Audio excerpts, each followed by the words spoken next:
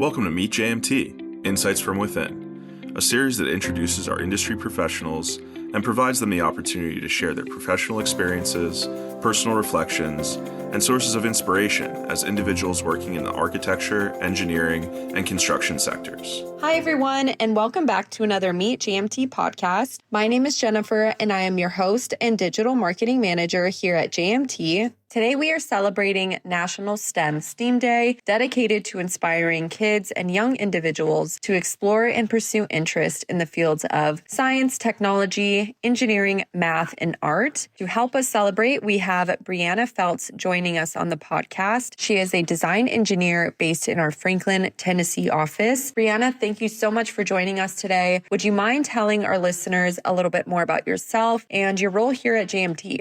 I'd love to. Hi, everyone. I work as a design engineer within our structures group. I started as an intern in the Knoxville, Tennessee office and moved to our Franklin, Tennessee office shortly after I started working full-time almost 2 years ago. Thank you so much for that additional introduction. Can you tell us about what some of your inspirations were when you were deciding on what your professional career was going to be?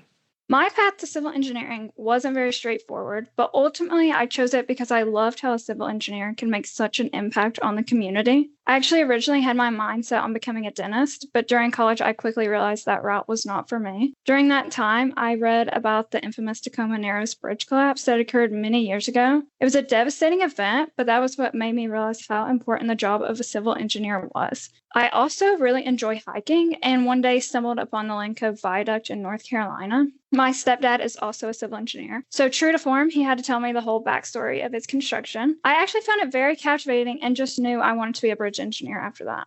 It sounds like you were meant to be a bridge engineer all along. It's so cool that you started out on such a different career path, and yet everything, life events, influences like your stepdad kind of steered you toward where you are now.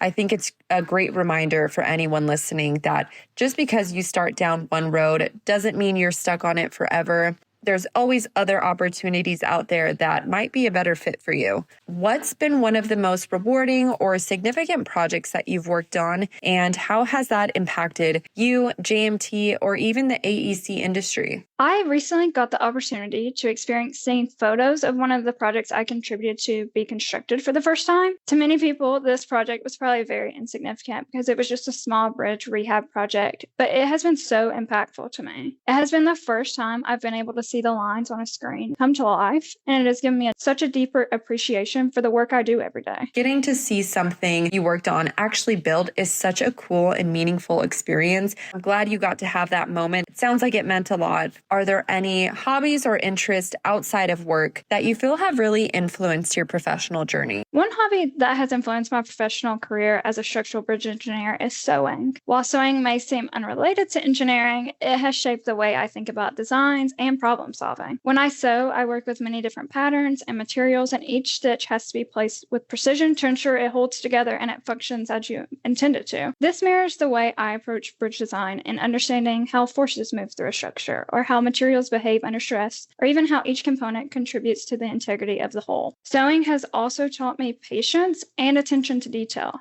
A misaligned seam or a skipped step can compromise final product, just as a miscalculation can affect a bridge's performance. Both require a balance of creativity and technical rigor. Sewing reminds me that being an engineer is about crafting something that serves a purpose and stands the test of time, just like the old quilt your grandmother made. Whether I'm piecing together a quilt or designing a bridge deck, I'm driven by the same passion of creating something strong, beautiful, and enduring. I absolutely love that connection.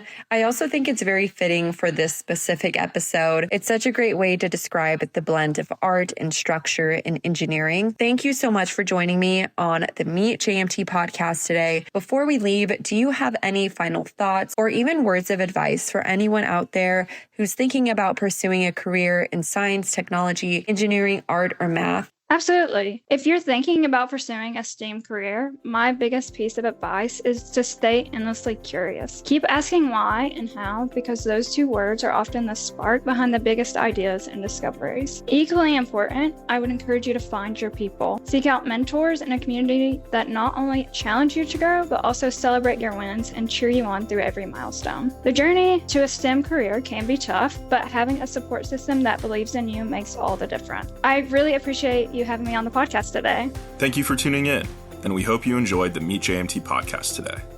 Remember to subscribe, post a review, and of course, encourage your friends and colleagues to do the same.